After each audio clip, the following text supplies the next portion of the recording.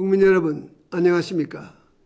오늘은 최근 글로벌 재정 위기와 우리 경제 상황에 대해서 말씀드릴까 합니다.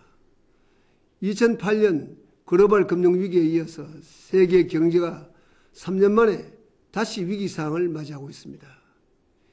이번 위기는 그리스 등 일부 유럽 국가들의 재정 위기에서 비롯되었습니다. 이들 나라 정부에 대한 시장의 신뢰가 약화되고 미국의 신용 등급이 하락한 것도 위기를 가중시켰습니다. 이번 위기는 전보다 해결책을 찾기가 쉽지 않고 회복에 오랜 기간이 걸리지 않을까 염려스럽습니다.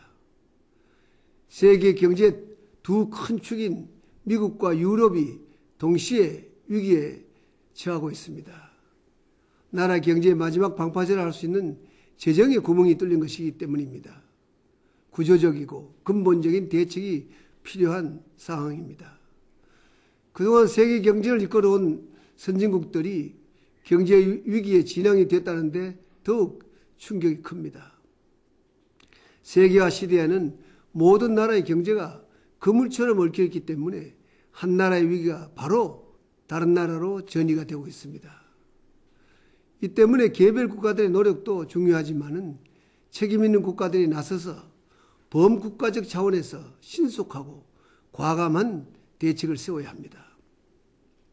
지난 글로벌 금융위기 때와 마찬가지로 국제 공조가 매우 시급하고 중요합니다. 최근 저를 포함해서 캐나다와 멕시코 등 6개국 정상들이 공개사를 발표하고 다시 한번 국제 공조를 촉구했습니다. 다음 달 초 프랑스 칸네에서 열리는 G20 정상회의를 통해서 본격적인 논의가 가능하리라고 기대합니다. 우리나라는 지난해 G20 정상회의의 의장국으로서 글로벌 금융위기 극복에 구심점이 된 만큼 이번에도 적극적인 역할을 해나갈 것입니다. 사랑하는 국민 여러분, 우리는 지난 글로벌 금융위기를 세계에서 가장 빠르고 성공적으로 극복했습니다. 우리 경제는 지금 국민들이 자신감을 가져도 될 만큼 튼튼하다고 말씀드릴 수가 있습니다. 재정 건전성은 세계에서 가장 양호한 수준입니다.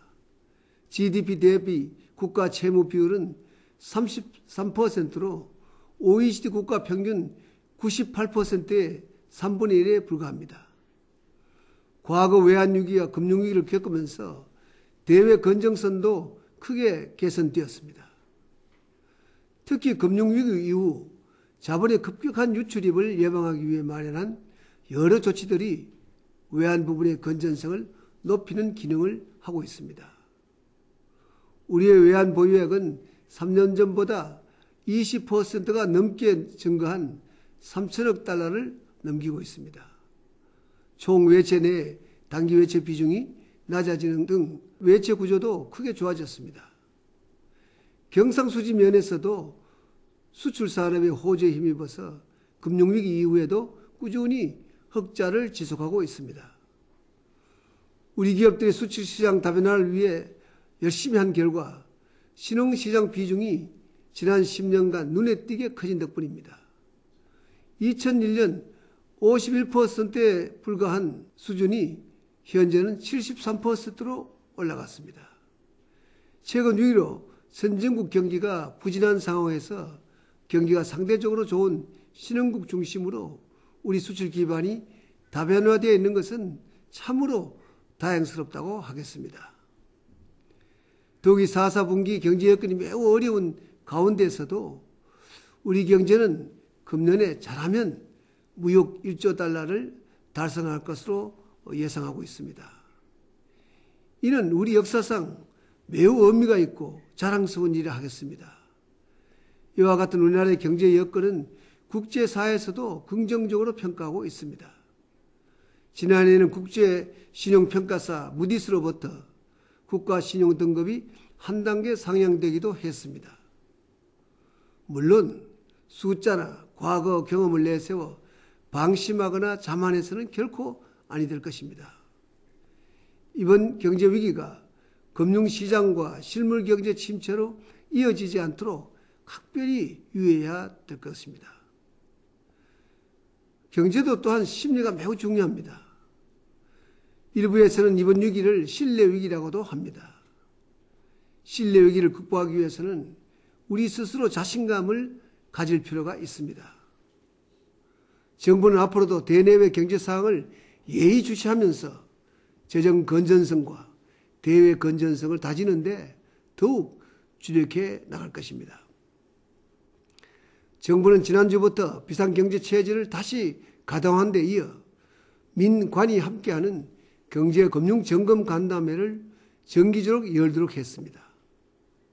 국내외 금융시장 동향을 면밀히 살펴보고 위기 상황별 대응체제를 점검해 나갈 것입니다.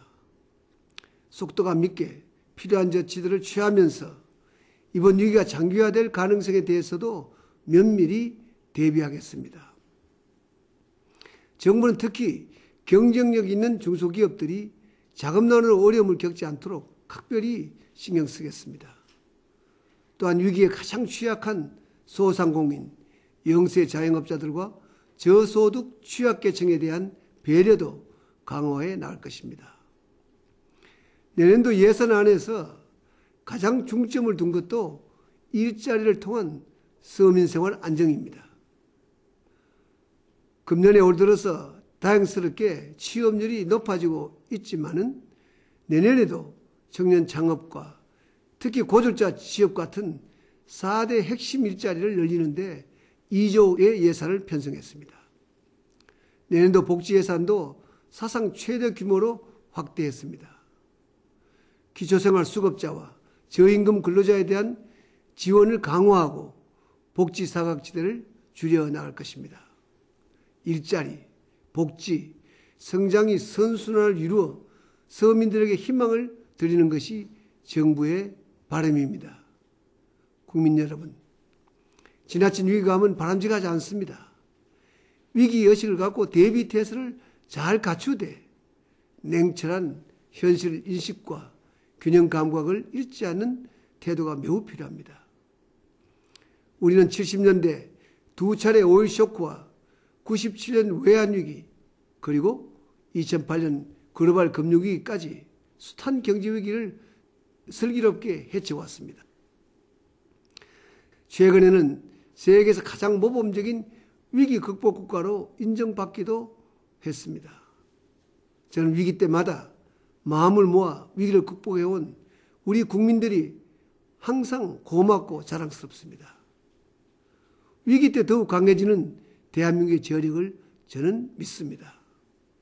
이번에도 정부, 기업, 근로자 모든 국민들이 하나가 되어 다시 한번 힘과 지혜를 모아주시기 바랍니다.